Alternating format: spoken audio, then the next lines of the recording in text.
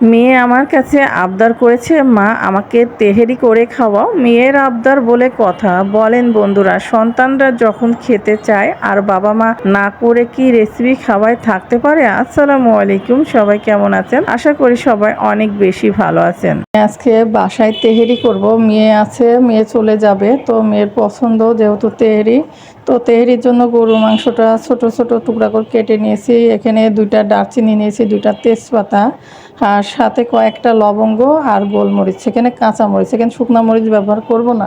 আর এখানে আমার হাতের স্পেশাল বিরিয়ানি মশলা, এই যে এখানে দেখতে পাচ্ছেন, এই বিরিয়ানি মশলাটা কিন্তু আমি নিজে তৈরি করেছি। এই মশলার রেসিপি দেখতে চাইলে অবশ্যই কমেন্ট করবেন, তাহলে আপনাদের সঙ্গে শেয়ার করবো। এটা ধনিয়া গুঁড়া আর লবণ আর বাটা মশলাগুলি তো দিয়ে দিতে হবে। তো এখানে আমি বাটা মশলা দিব, আদা জিরা বাটা, এটা বেটে রেখে দিয়েছি, সেটা দিয়ে দিলাম। তো একটু পানি ছেড়ে দিয়েছে, যেহেতু ফ্রিজে রেখে দিয়েছিলাম তো পানি ছেড়ে দিয়েছে, তো আমি হাত দিয়ে দিলাম। আর এখানে হলো পেঁয়াজ আর রসুন ছুলে নিয়েছি, সেটা দিয়ে দিলাম, ছুলে ছোট টুকরা করে কেটে নিয়েছি।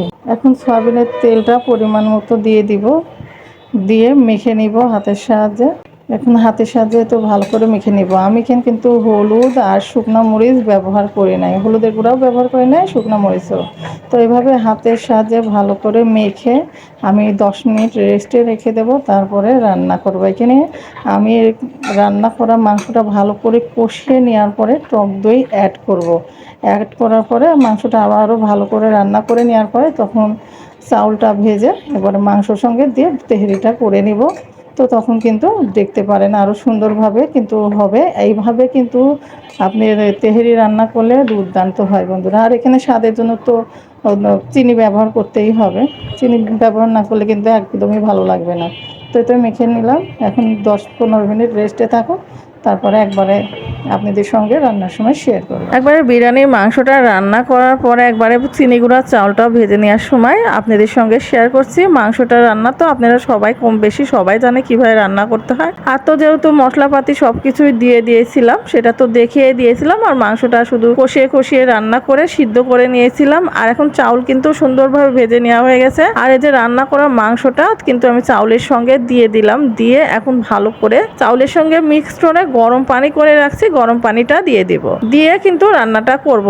আর এই তো তেহেরি বলেন আর বিরিয়ানি বলেন, রান্নাটা কিন্তু দুর্দান্ত লাগে। আর আমি কিন্তু টক দইটা দিয়ে দিয়েছিলাম, আপনারা চাইলে নাও দিতে পারেন, এটা অপশনাল। আর আমি কিন্তু একটু চিনি ছিটিয়ে দেবো, আর এখানে পরিমাণ মতো আর একটু লবণ দেবো, যেহেতু মাংসত কিন্তু লবণ দেওয়া আছে। এখানে চাউলটা দিলাম, চাউলের সঙ্গে কিন্তু কিছু লবণ দিতে হবে, তাহলে লবণের পরিমাণটা ঠিক হবে। তো এখানে কিন্তু আমি স্বাদের জন্য এখানে 1 চামচ চিনি দিয়ে দিলাম, আর পরিমাণ মতো লবণ দিয়ে দেবো, দিয়ে ভালো করে চাউলের সঙ্গে মিক্স করে নেব। মিক্স করে নেওয়ার পরে যে গরম পানি করে রাখছি সেগুলি কিন্তু দিয়ে দেবো। বন্ধুরা অবশ্যই এভাবে বাসায় ট্রাই করে দেখতে পারেন, বিরিয়ানিটা খেতে দুর্দান্ত লাগে। আমি কিন্তু এখানে হলুদ আর শুকনো মরিচ ব্যবহার করি নাই, আজকে শুধুমাত্র কাঁচা মরিচ আর গোলমরিচ দিয়ে কিন্তু রেসিপিটা করেছি। আর গোটা মশলা যেগুলি বিরিয়ানি মশলা, সেগুলি সব কিছুই তো আমার নিজের হাতের তৈরি করা মশলা দেখিয়ে দিয়েছি আপনাদেরকে। তো ফাইনালি আমাদের কিন্তু বিরিয়ানি রান্না করা কমপ্লিট। আর এই যে দেখতে পাচ্ছেন 1 সসপ্যান বিরিয়ানি রান্না করেছি।